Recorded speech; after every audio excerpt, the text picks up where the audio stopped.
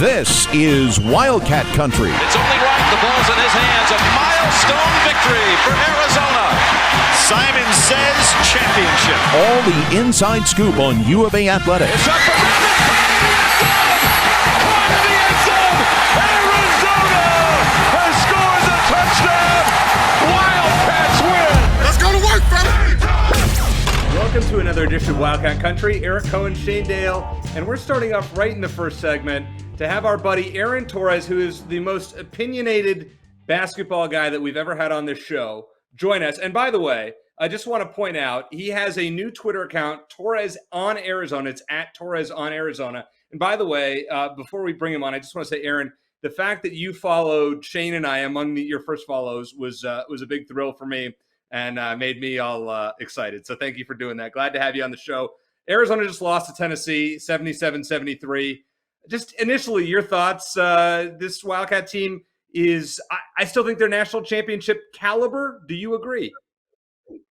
Well, first of all, I followed you guys. You guys are the Ben Matherin and Tabellis of Twitter on Arizona Twitter. Listen, I'm still new to the Arizona Twitter scene, and I've started kind of as I've kind of expanded my career, these team specific accounts. But Arizona fans have always been great to me. I think I've been respectful of the program, and I think I've said some things about the program that a lot of people wouldn't over the years. But I appreciate what you guys have done for me, what Arizona fans have supported me. But my takeaways are pretty much the same as everybody else's. Is it was a weird game. It was a sloppy game. Eric, I just saw you tweet that.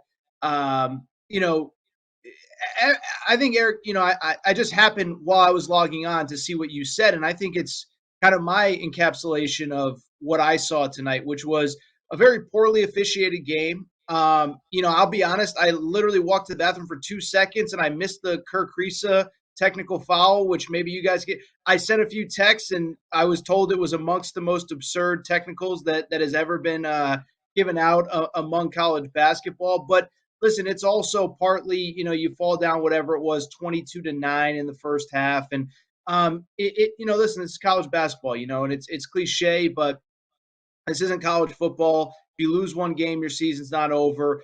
Far from it. The totality of what Arizona has done leading into the Christmas break with obviously, knock on wood, hopefully 2 huge games coming out of Christmas going into the new year.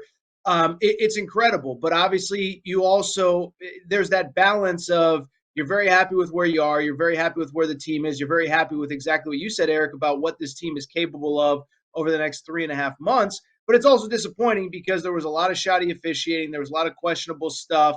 And it was a game that, despite everything that I said about the beginning of the game, you could have won on the road. It obviously would have been a second super marquee road win. So I'd love to come in with some fiery, blistering hot take, but I kind of had the same reaction to just seeing what you guys did, what you guys had to say.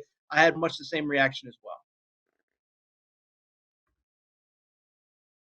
Yeah, it's just incredibly frustrating, Aaron. It's when you look at what this team did in coming, what was it, 16-2? They come back, they get it to, they got it tied. The frustrating thing for me, and I don't want to just sit here and pick on the officiating all night because it was a bunch of crap. It was horrible, and I'm about to use a bad word to describe. When Dan Wolken, who I probably disagree with 75% or more of things that he tweets, says that it was the worst officiated game of the decade, and I completely agree, at least from what I've watched, that's when things are really bad. But Shane, this was as bad a loss just from an officiating point of view as we've seen for an Arizona game in a long time.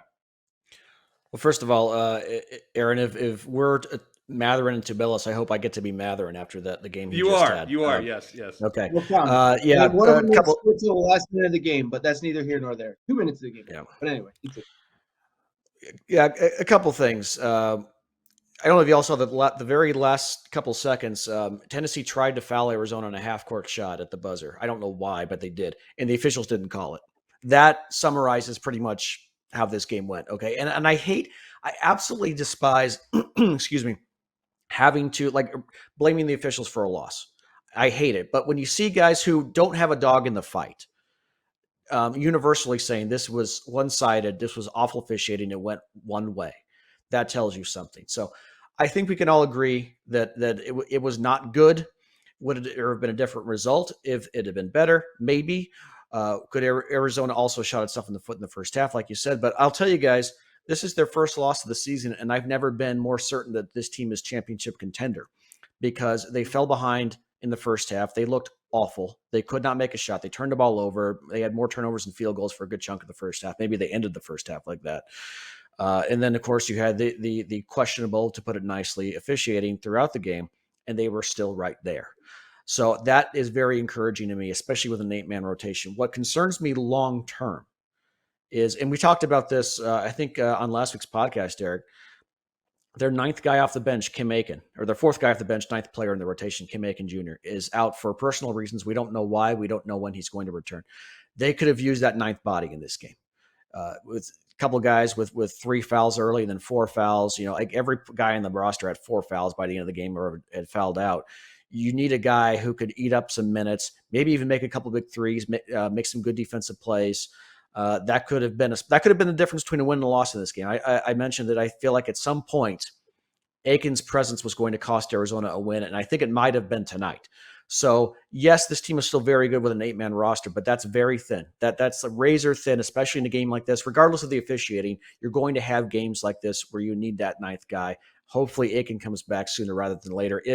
We have no idea when it's going to happen or if it's going to happen, but hopefully he'll be able to return. That does concern me long term, even though he's not as impactful a guy, obviously, as the starting rotation.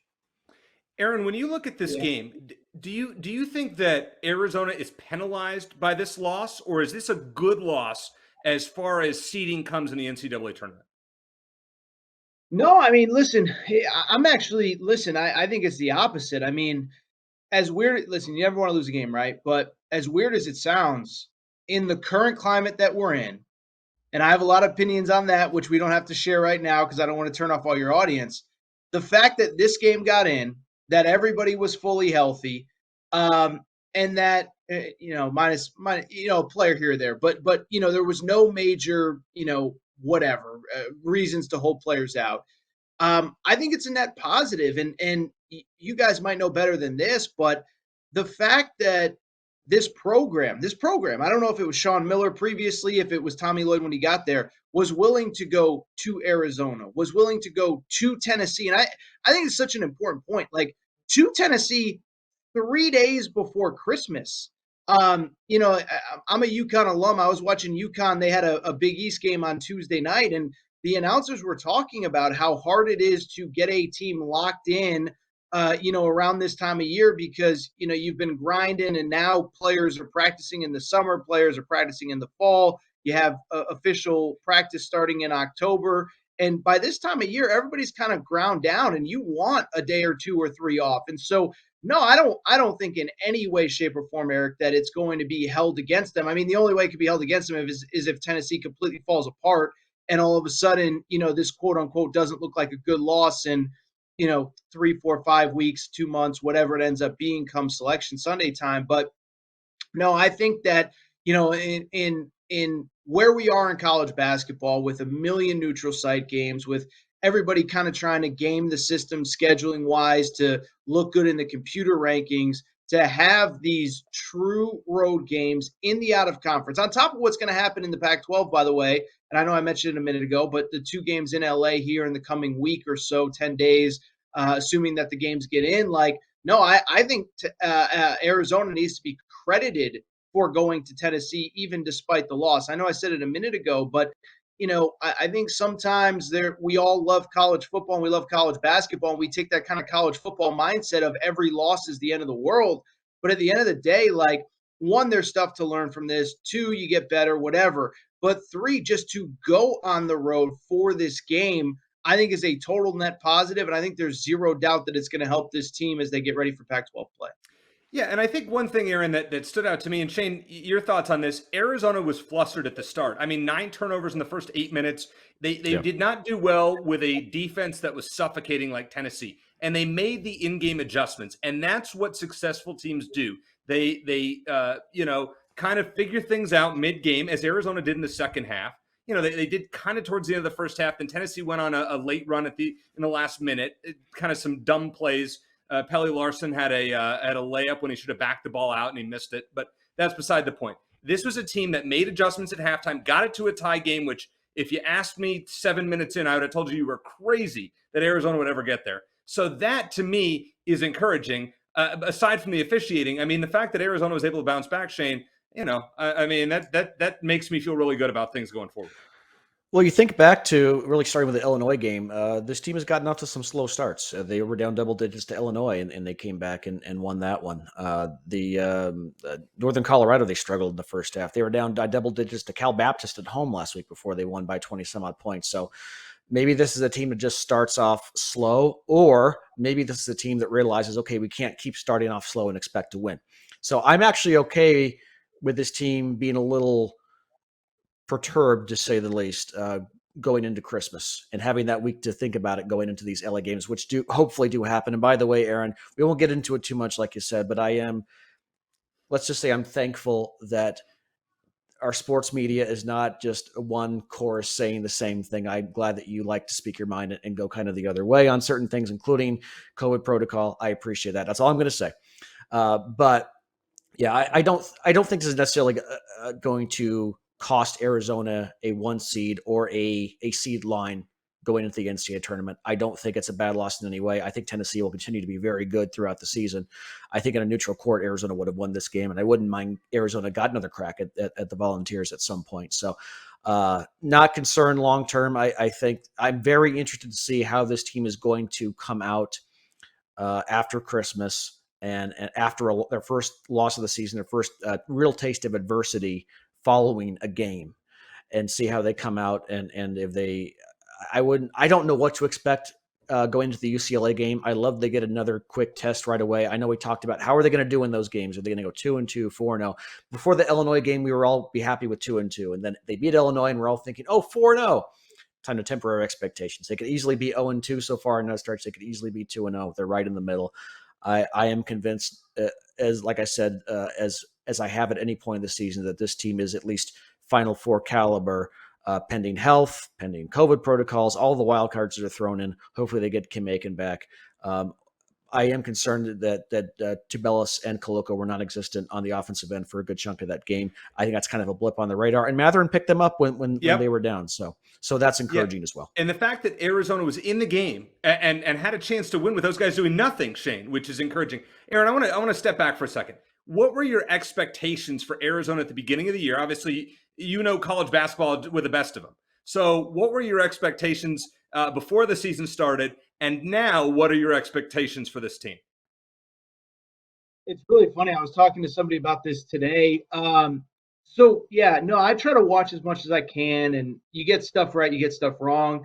And it was funny because I remember dating back to the day. So first of all, I watch everything. And I watched Arizona last year when there was an NCAA tournament ban, and you win at UCLA USC, the second to last game of the season. We know how good USC season ended up, and you kind of start doing the mental math of a lot of these guys, all of these guys may be back. And so I remember I put out my preseason top 25 the day the 2021 season ended with Gonzaga Baylor. And I think I had Arizona somewhere in the top 10, and Arizona fans were saying this was kind of at the time where you started to realize that maybe you guys knew before, but I, from the outside, started to realize Sean Miller might not be back to coach whoever's back. And so I bring that up to say I was really high on them coming out of the season. And then you have the coaching change, and then you lose James Akinjo. And so at that point, I thought, okay, fringe top 25, obviously – I know Kirk Risa played a little bit last year, but I don't remember a ton of what he did or what he showed last season after he came back from whatever it was, NCAA stuff, overseas, all that. But I thought I liked Ben Matherin. I liked Tubelis. I liked Koloko, but I thought, okay, without Akinjo is kind of the glue that holds it all together. This is, they're top 25, top 30 team coming into the year. And I'll tell you, I mean, it really, I'll be honest, guys, and I could probably pull up a tweet that verifies this. It was about 7 minutes into that Wichita State game, which was the first chance that I got to see them, that I said, whoa, oh, wait a second now. And I think it was really kind of three things that jumped out to me. One, as you guys just discussed, Ben Matherin's a different dude. And I give him so much credit because you guys know his story, and anybody listening knows his story. Like, he could have gone pro last year and he could maybe be somewhere in the G League, with the COVID protocols, maybe bouncing up to the NBA right now. But, it would have been a grind, but he probably would have gotten drafted, whatever. But you see right away, he's a completely different dude. Two, so I might just be catching him at the right times. I love what Pella or however you pronounce his name, Larson, brings to this team is kind of that versatile big guy. No, Eric, am I wrong? Am I just catching him at the right time? I see you shaking your head, so tell me I'm wrong. Yeah, he does not make mentally. I don't think he's there yet. He's got some skills. He's a good shooter. I don't love his decision making. How about that? No, it's totally fair. And but I think he's another piece, and he as a playmaker, he can replace a little bit about what Akinjo did last year, but not comparing him to an all Pac-12 point guard, whatever. But no. Then three, and I think this might be something that I spoke with one of you guys about privately. I can't remember, but you start to realize, and anybody who's listened to me previously on your guys' podcast, I kind of defended Sean Miller because I thought some of the perception of what he did versus what he was accused of was unfair. But I bring it up because in that Wichita State game, you start to realize the pieces that were left over with how Tommy Lloyd wants to play is like, wow. Like you talk about just puzzle pieces fitting together of just the talents there. And now you have a system that is going to really highlight the talent of the pieces that are there. And then again, he added some pieces in the offseason, used a couple guys, whatever.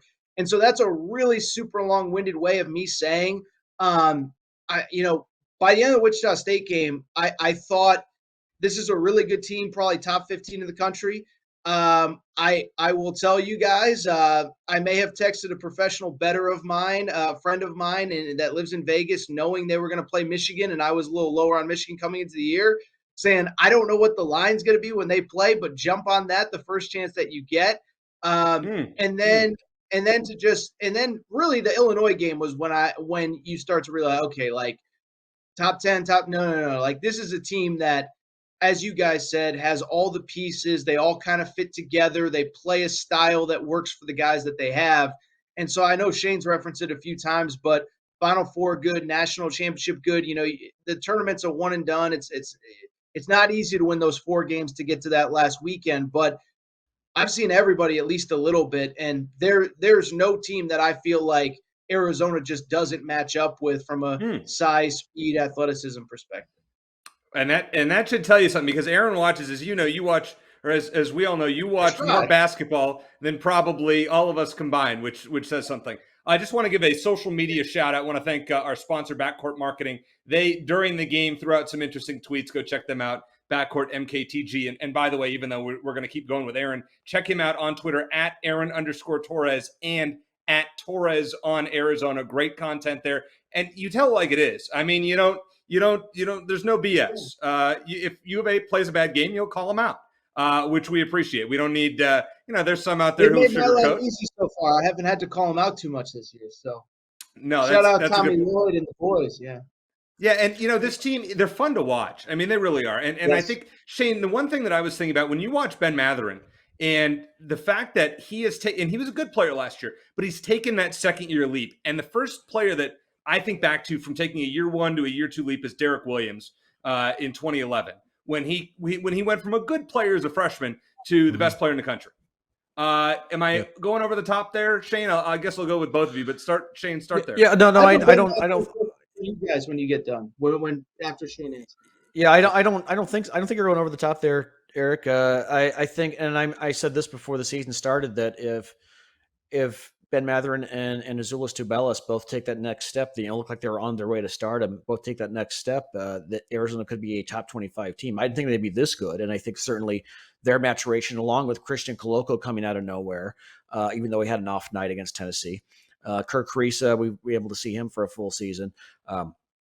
So yeah, I think Matherin, he actually started the season off a little slow. He missed a lot of shots, but he has been their best player by far over the last 3 weeks or so. So he's been phenomenal. It really is a testament to his leadership. You have to have someone to take over the game late. It's nice to have a balanced roster, and Arizona does have that, but you have to have a guy who wants the ball in his hands in pressure situations late. And Mather didn't have that chance because he fouled out in this game.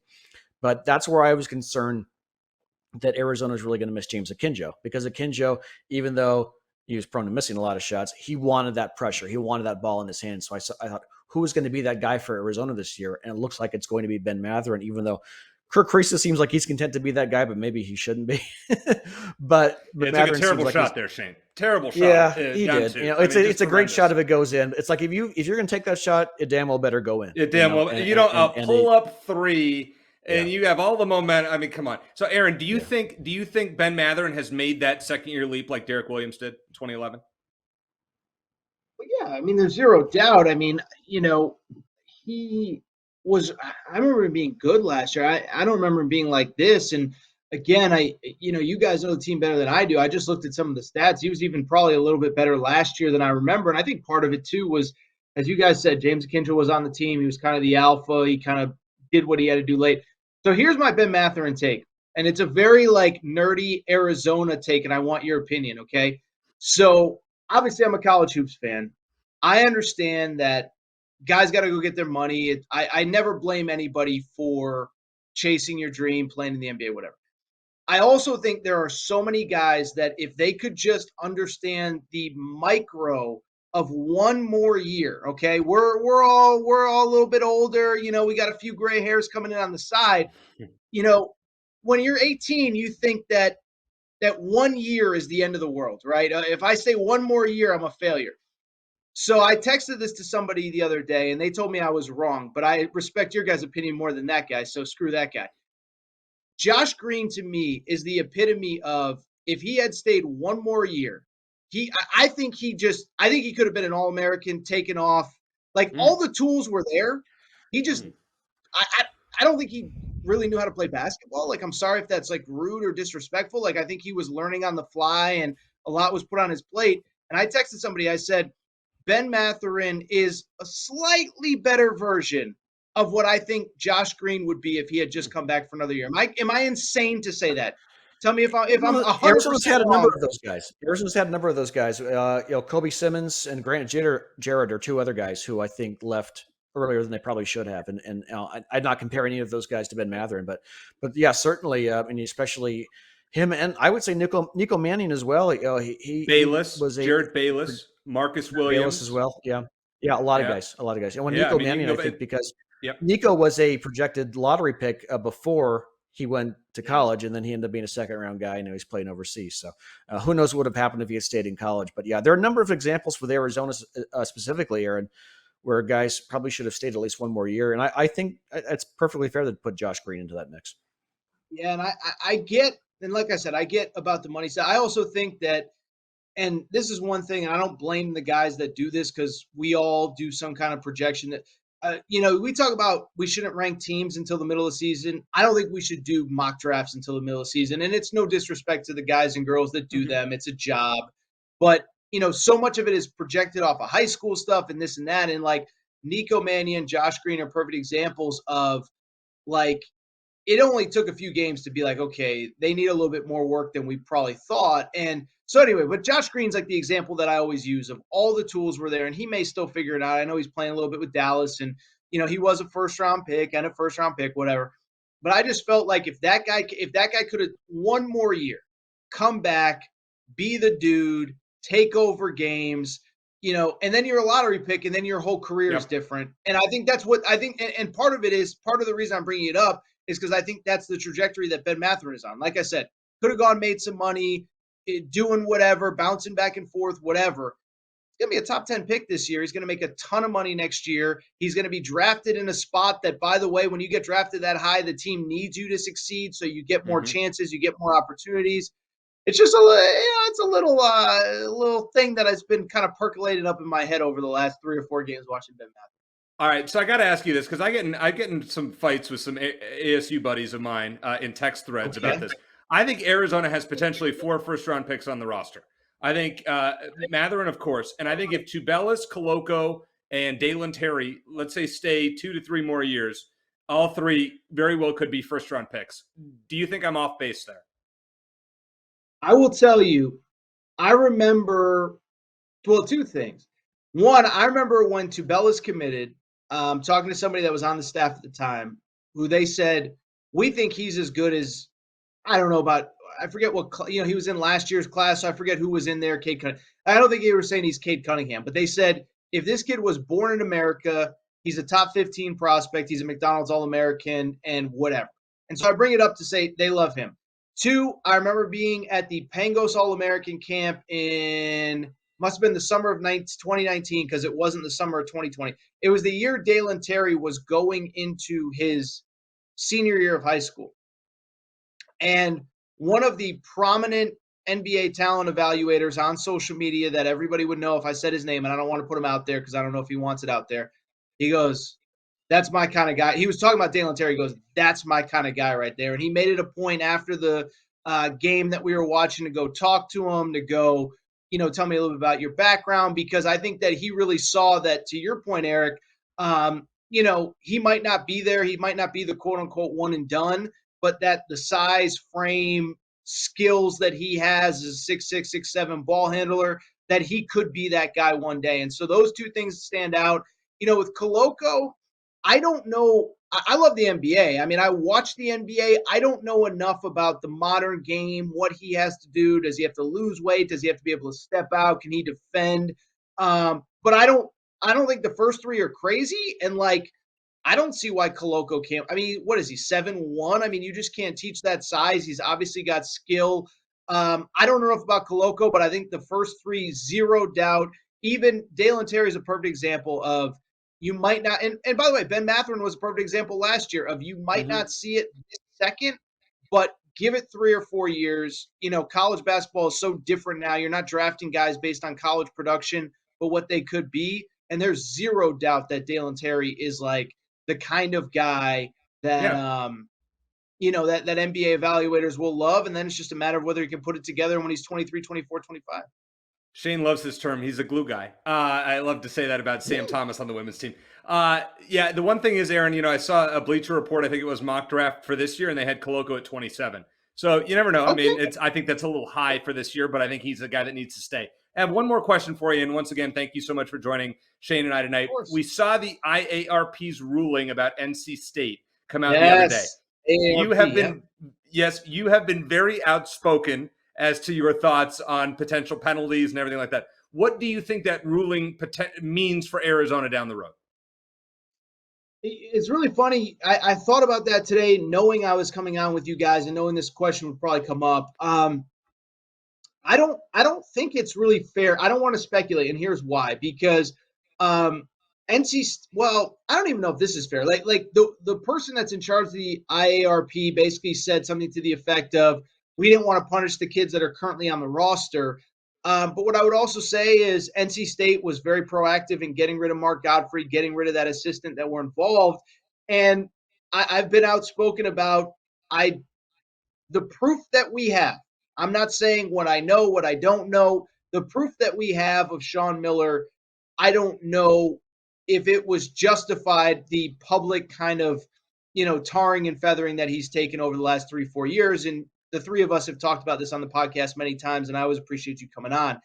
I don't know if it will somehow be held against Arizona that they did not immediately get rid of him, that they did not immediately fire him. And I think one ruling is really hard to really say.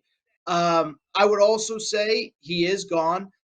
There was the voluntary postseason ban, and I don't know if Arizona is going to be smart enough when they go in front of the IARP to explain this, but that was an NCAA tournament team. And I think one thing that tends to happen, Auburn, they put out their NCAA tournament ban last year at a time when they knew they weren't making the NCAA tournament, and they weren't the first ones. LSU football 2 years ago, new sanctions was coming, and they went 5-5, I think, in the COVID year, and they were like, we don't want to play a bowl game anyway, so we're going to give ourselves a little postseason ban here, no big deal, whatever. And so I don't know if Arizona's smart enough to kind of prove the point of hey, we would have been an NCAA tournament team, and we sacrificed that because we knew we knew we kind of screwed up, whatever. Sean's gone now. They did fire him. I don't know if it's going to be held against him that it took 3-4 years. Obviously, we know what happened with Book Richardson immediately following the arrest back in whatever it was, 2017. So I think just having that one ruling is probably a little bit tough to know. And this is something I think the three of us have talked about all the times that I've been on with you guys. Is I think it's tough because every situation is so different, right? Louisville, clean house, right? Kansas kept Bill Self and pretended like everything was fine. I'm trying to think there, assistant coach, USC got rid of Tony Bland, but the infrastructure was still there. And so I just think it's hard to know based off one ruling. But I would also say, if that ruling is reflective of what the IARP is doing, does that mean more heavy punishment for Sean Miller and potentially Book Richardson all these years later?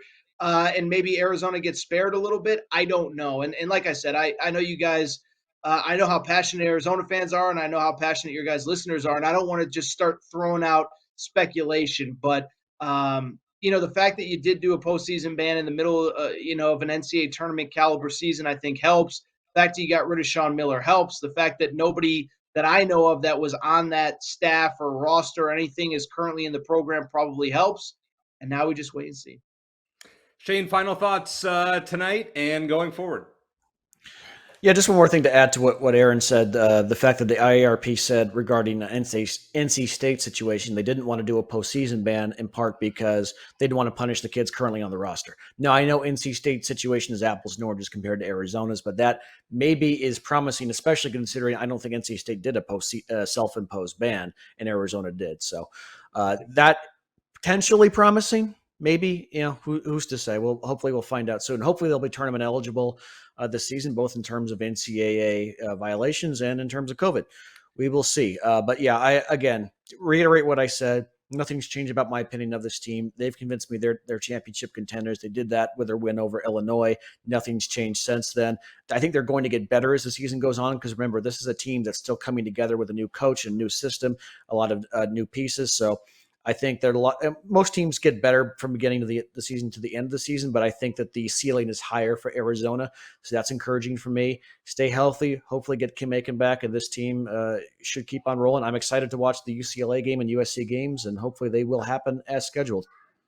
Well, Aaron Torres, you are one of the most intelligent basketball minds that Shane and I know, and we always appreciate you joining us here on the podcast. If you're listening to the podcast, Matt Moreno from Cats coming up next. Want to thank, once again, our sponsor, Backcourt Marketing, for all that they do for the show. I want to thank our producer, Chris, and All AZ Sports for what they do. And Aaron, once again, thanks for hanging out with us, talking about this kind of a depressing loss with the officials. But thanks for hanging out with us, and Merry Christmas, Happy New Year, and hopefully we'll talk to you again soon. A depressing loss is losing by 30 where you're just the inferior team. I'm not an Arizona fan. I take it as a net positive, but it sounds like you guys have more guests coming up. Thank you guys, as always. Happy New Year to you guys, Christmas, all that good stuff. Appreciate your guys' support, and I'll bail out so you can continue the conversation. Have a good night, guys. Thanks, Aaron. Much appreciated as always. Shane, he's our most popular guest, well, at least in terms of number of times on the show. We're very glad to have him back, the senior editor of GoAZCats.com, Matt Moreno, who I have to say, he called his shot back when we first started talking recruiting for 2022 about T-Mac. When we said, is it a done deal to Oregon? He said, it is not. So, Matt, you got this one right. T-Mac is an Arizona Wildcat. First of all, are you surprised? And secondly, did you think this would happen? Seriously. Am I surprised that I got it right? Definitely. I usually don't get these right, but, get one right every once in a while. But no, I mean, I think, when I mentioned that a while back, it was, I kind of got to know him a little bit. And when you kind of felt him out and kind of got a feel for his personality, you said, this is somebody that could be influenced by different things and isn't the typical recruit, isn't looking for the same types of things that every recruit is looking for. So I'm not shocked, not surprised. I know it took a lot longer than Arizona fans would have hoped. I think everyone, on Arizona's side would have liked to have had him locked up since August, but you get him in the end, and all that matters is you get him when he signed. And, he signed, he didn't have to sign. He could have waited. He could have pushed this process, but I think there are a lot of things in play. I think, obviously at the ground level and at the foundation of this is that he gets to play with his friends and continue playing, with one of his best friend, Noah Fafita at Arizona, having him throwing him passes and continuing to play with Keem Burnett, Jacob Manu. And so I think that's the foundation of all this, but there's a lot of other things that went into it. And I think in the end, it was just, the right fit for him, the right situation. And, Arizona continued to put pressure on him and say, we're a home for you. And we want you, here in Tucson, and we want you to be part of what we do. And when I talked to him last week before he had really, truly, decided, he mentioned that Arizona never gave up on him. They recruited him, whether he was committed or not. And they were there from the very beginning. And I think that, ultimately paid dividends for Arizona, got the job done for Jet Fish, and, made this all come together. Yeah, Matt, and again, thanks for joining us. I know how busy you are, especially this last week or so. And I know you, like you mentioned, you had a good chance to get to know T-Mac throughout this recruiting process, and a lot better than a lot of people do, obviously. And and from what you and others have already told us, he seems like a different kind of 5-star recruit. That he's not crazy about the spotlight or the whole recruiting process. You had Adam Gordon on last week who kind of said if there was a 5-star who would gravitate to a program like Arizona is right now, it would be him. Tell us about what Arizona fans should know about T-Mac's personality that way. Yeah, I mean, he's from Hawaii, so he has that natural laid back personality. He's not somebody who seeks the spotlight, that is for sure. And I think, kind of to echo what Adam said, if there was going to be a 5-star to do this and to pull this off and to make this decision, it was him, because really, unlike any other high level recruit that I've come across, just in personality, is not sought out, hey, make it all about me. It's all, I'm the star. I want, all the attention. I mean, he really doesn't care that much about the attention. I mean, anytime I had an opportunity to talk with him, he always mentioned Noah, and he always mentioned, his other teammates, and talked about other people more than himself. I think for him, it was interesting because as that whole process was playing out last week, I said, he's probably more calm than most of the Arizona fans, and everyone's like, oh, he's going through this hard time and he's stressing out, I'm sure, and trying to make this difficult decision. There was probably moments where he was like, oh yeah, I have to make a decision. That's the kind of personality where I feel like that he has, is where, oh yeah, I have to do that important thing that everyone's kind of waiting on right now. And so I think that's the type of player that Arizona fans should expect to be seen. Just someone who's going to be very laid back, who's going to, I think Tucson is a good fit for him. Not going to be too bright of a spotlight, but he's still going to be able to, do what he does, and also, not have to have as much scrutiny. I think he's going to, be a fan favorite right away. He has so much talent that he's, almost guaranteed to be really, really good. And so I think, he'll have that chance to not be, the top player, not have to be just one of the other guys on the team, but also at the same time can be one of those guys. He's not going to be too big for the place, and the spotlight isn't going to be too bright for him. And I think it just fits him very well in a lot of ways. So Arizona, as of now, currently has the number 24 national recruiting class for 2022 per Rivals. T-Mac's commitment bumped them from borderline top 40 all the way inside the top 25 as of this recording. What are the odds that Arizona stays that high when the final signing date for 2022 arrives? And based on maybe even some of the other guys who may join this roster. Yeah, I think it's almost a little bit too difficult to say. There are a number of high level prospects that are still out there that decided, hey, I'm just not ready. There's been so many coaching changes, and I think that's going to be something that's going to be interesting to see this offseason, is how the NCAA approaches it and says, hey, do we just scrap this whole idea of a mid-year early signing period? Because, the game has adjusted in that there's so many coaching changes that happen because programs know they need to be ready by December. They have to have something in place by then. They have to have coaches in place by then to just, be able to pull together a class. So it'll be interesting to see kind of how this whole process plays out. But for now, there's a lot of, recruits that are still available heading into February that are high level, that are going to change the rankings. But at this point, I do think Arizona is going to have, a very, very good chance to stay within the top 30. I think it would be, a big surprise to me if they fall out of the top 30, which again is a big deal. I think they have a very solid chance to stay within the top 25. I do think, if they add one more high level prospect, which is very possible in these next few weeks, they'll get bumped up to the top 20. Once everything is settled and once everything is done and everybody's decided, I don't know that they have the chance to stay there, but I do think there's a very good chance they end up with the top 25 class, which is just pretty remarkable based on everything we've seen over the last year. Outside of the Servite kids, Matt, who are some of your favorite prospects in this class for Arizona? Well, I think you have to start with, a lot of the 4-stars. I mean, they're ranked that high for a reason. Ephesians Prysock, Tyler Martin is one of those guys that I really like from the East Coast, decided to stay with Arizona despite Don Brown not being the defensive coordinator any longer. Sterling Lane. I mean, I think Sterling Lane has a chance to be really, really good at Arizona. He'll have some time to learn because obviously you have Jalen Harris coming back. You have some different pieces that he doesn't have to get on the field right away. I think he'll have an opportunity to do so, but I think he'll be someone who kind of has some time to learn the ropes and get a feel for things before really being, relied upon. But so he's someone I liked. I think there's a couple on offense that really are underrated. Kean Burnett, of course, I always have to mention him, but AJ Jones, Kevin Green Jr. are two receivers, from California. They're very interesting. We're both, committed at one point to both LA schools. Kevin Green Jr. was committed to USC. AJ Jones was committed to UCLA. Arizona was able to land both of them. I think they get lost in the shuffle a little bit. Kevin Green Jr., obviously Arizona fans didn't really know much about him until very late because he was a late flip from USC. But AJ Jones, I think, got lost in the shuffle with everyone focusing so much on T-Mac and what he was about and trying to get him that they almost forgot about AJ Jones. He played quarterback for most of his senior season, didn't get a chance to really do anything at receiver. But I think he's just as much of a big play threat as T-Mac McMillan. Not quite the player all around, but I watched them both at a camp in the summer. And if you would have, taken the names away, taken away the star ranking and said, oh, one of these guys is a 5-star, it would have been a difficult task to pick which one. I mean, AJ Jones was really impressive in that camp. And so I think he's someone that I've continued to bring up because I really do think he's going to have a really strong career at Arizona. Well, the next question, outside of this class, and it's the one that I keep asking. I think I've asked you over and over and over. So Keaton Slovis just committed to Pitt, so he's off the board. Who is Arizona's starting quarterback in Game 1 next year? If you were to make a prediction now, and I always put you on the hot seat, who's starting Week 1 for Arizona? And don't tell me Jordan McLeod.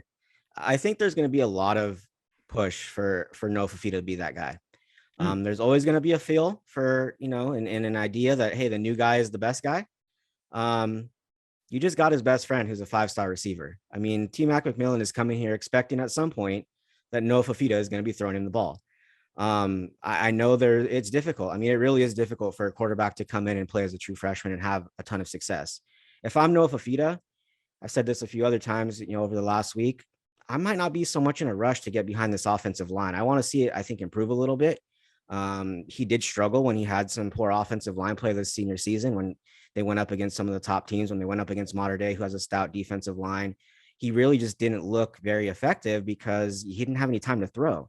And he wasn't able to do the things he normally does. So if I'm him, I take some time to kind of learn the ropes. I don't necessarily want to rush into it, but that's not him.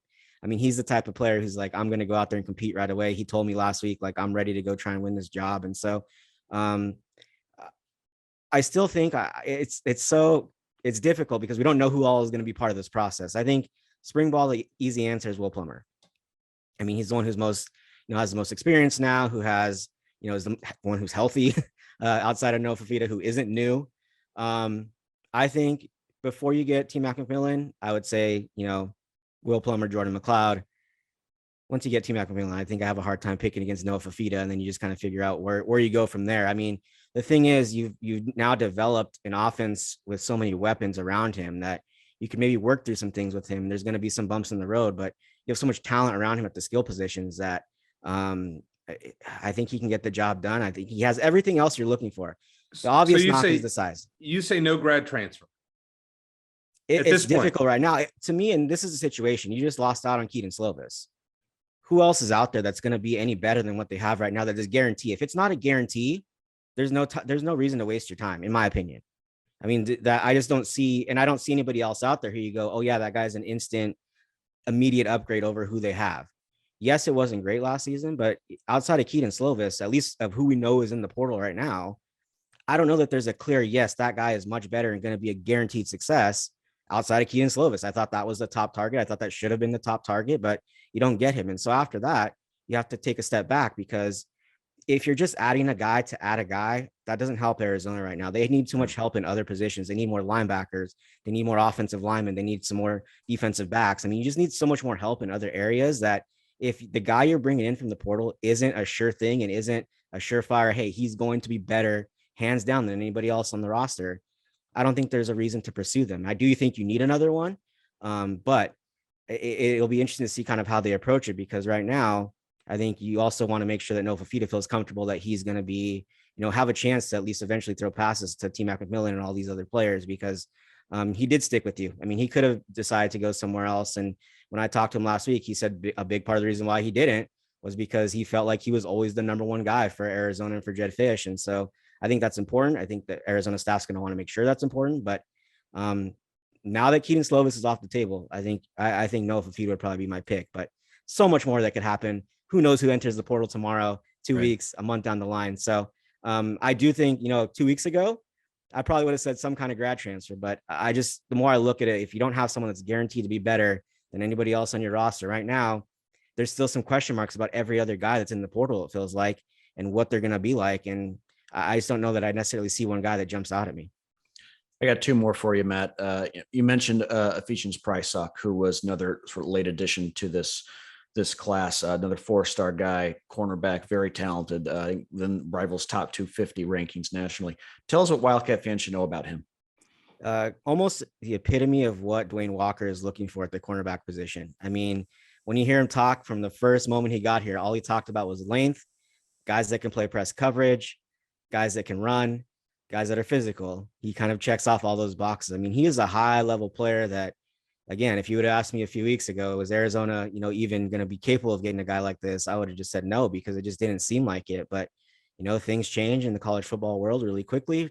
Things change in recruiting very quickly. And, now he's signed to Arizona, going to be one of those guys that is going to get out on campus early and going to be able to make an immediate impact. I mean, to me, he's the guy that Arizona has been kind of envisioning, not necessarily him specifically, but just the type of player. I mean, just a guy with length and somebody who can really do everything they need to do in the secondary. And so I'm sure when he became available and when they said, hey, this is something that is realistic, I'm sure Dwayne Walker is very excited, because that's exactly who he wants, in the secondary and at that cornerback position. And I think he's someone who's going to be very, very good at Arizona. I think USC is going to be maybe kicking themselves a little bit that they let him go or let him get away and go to another Pac-12 school. I'm sure they're very confident they're going to be able to replace, anybody that they lose at this point. But I think he's an upgrade over what Arizona has been getting and, what they lost. I mean, Kyron Chambers is obviously someone who ended up leaving at the end of the cycle. And for Arizona, when you look at it, if you go, guys they lost versus the guys they gained, I feel like they added some very good talent and won in a lot of those situations. And I think this is one of those ones where if you're just going head to head, Kyron Chambers versus Ephesians Prysock, it just feels like it's Arizona won this one. And I feel like that in a lot of cases. Definitely a change from the last several years or beyond that as well for Arizona. Last question for you, Matt. Couple guys, maybe bigger names as well, who Arizona still might add to this class. Who are you keeping an eye on? Rayshawn Luke is the biggest one. I mean, obviously, and I guess there is some confusion because people have been asking, well, what's the latest with him? Well, there is no latest. I mean, it's done. He's signed somewhere. It's just a matter of announcing it now at the All-American game, January 8th. So whoever has him knows they have him. There's no stressing for whatever program that is. At this point, all the buzz has been, that Arizona is eventually going to land him.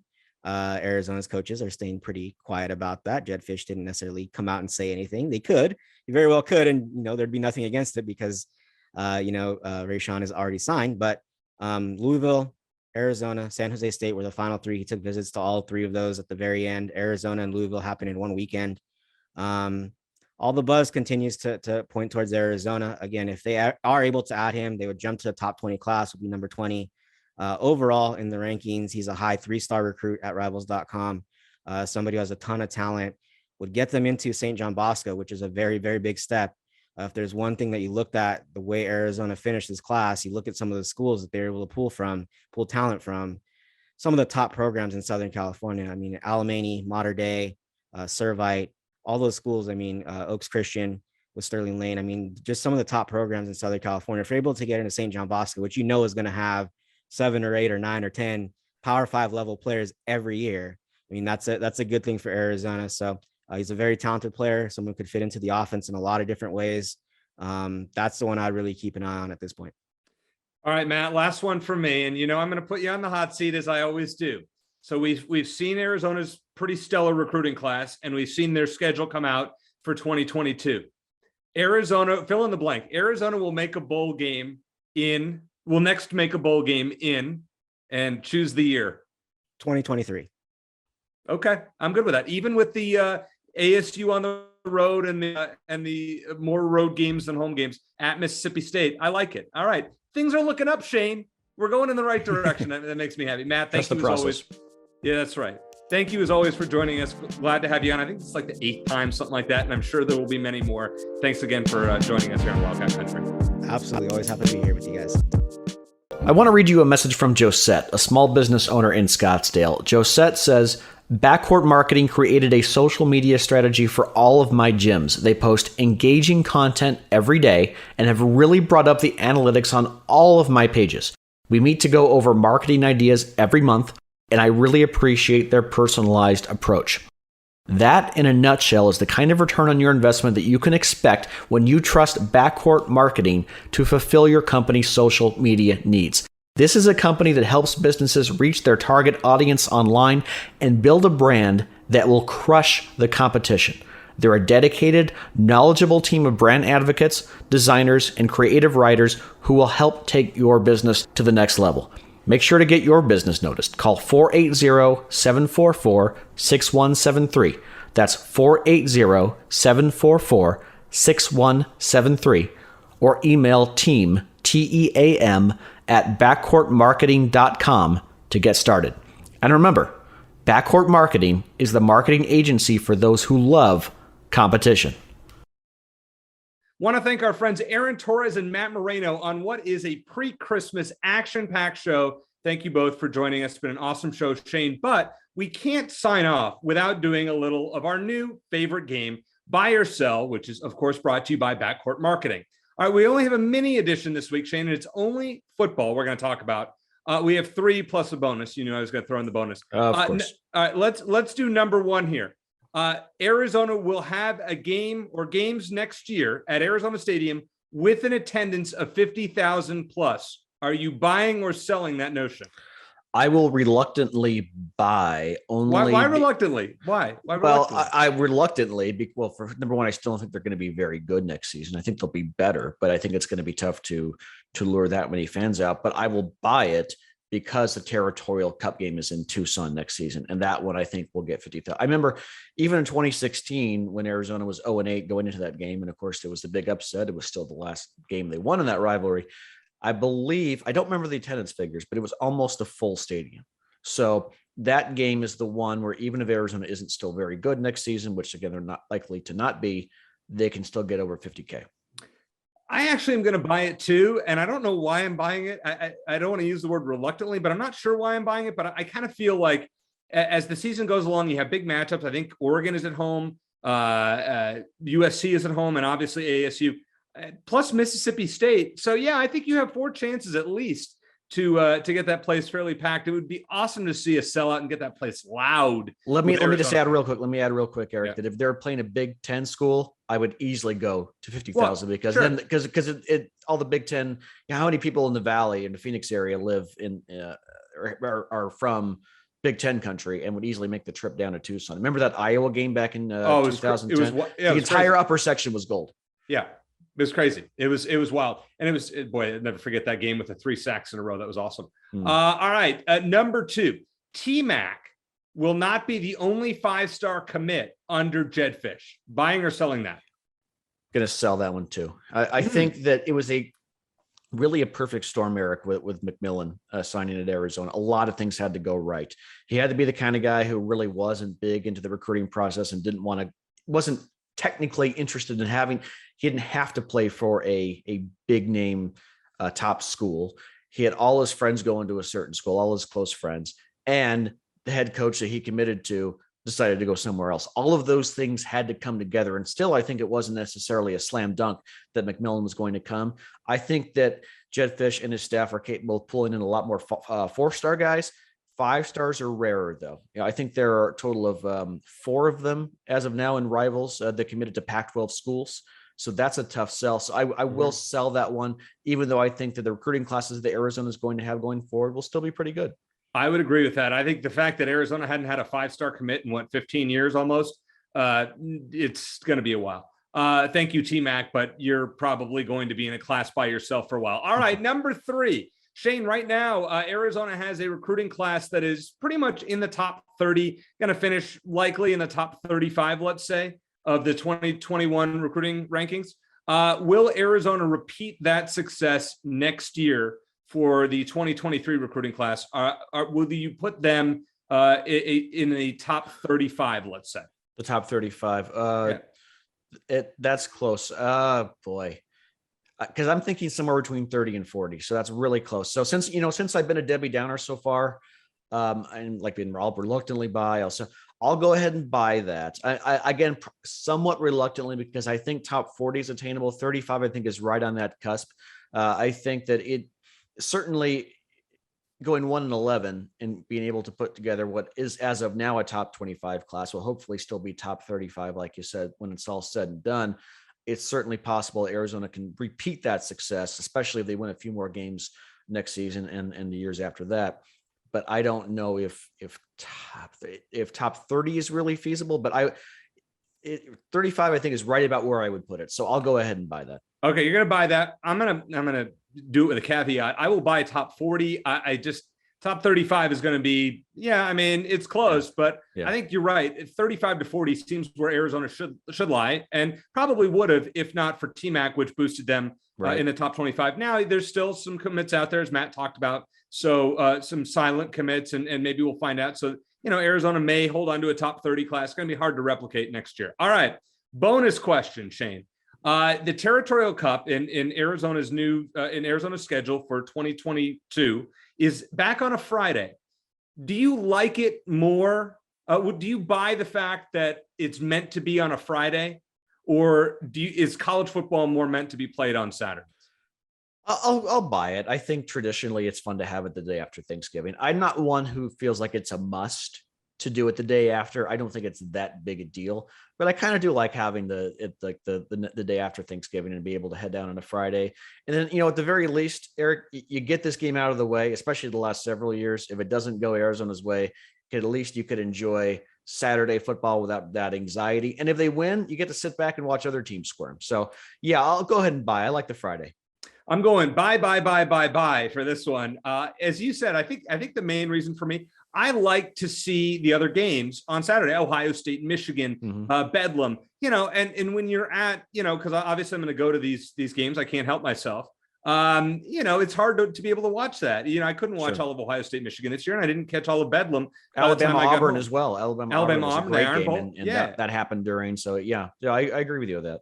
That's great. So thank you, Pac-12, for doing us a solid there. All right, Shane, we have a big show coming up next week. We're going to predict, assuming COVID doesn't get in the way, the Wildcats road trip to the Southern California school. Yeah. And we're going to get to make some football picks, talk about the other Pac-12 schools who are in bowl games. It did not go so well for Oregon State this past Saturday. Want to wish everyone a Merry Christmas and Happy Holidays. Want to thank our sponsor, Backcourt Marketing. Check them out at backcourtmktg.com or backcourtmktg on Twitter or backcourtmarketing.com. And hey, listen, do us a solid and do them a solid. If you guys know a business that needs some social media help, refer them to Backcourt Marketing. You know what? We're very happy to have Backcourt Marketing as a sponsor, but we got to get them some love too. So, and trust us. Megan Coughlin, who runs Backcourt Marketing, does a fantastic job. You will not regret it if you sign on with her to get some great social media help, or if you know someone who needs it. We're not just saying that because they're a sponsor. She really is the best. Definitely check them out. Yeah, definitely check them out. Well said, Shane. And want to thank our friends at All AZ Sports for all they do in producing the podcast. So, as I said, happy holidays to everyone. To you, Shane. Thank you to Aaron Torres and Matt Moreno for joining us. For Shane Dale, I'm Eric Cohen. As always, bear down.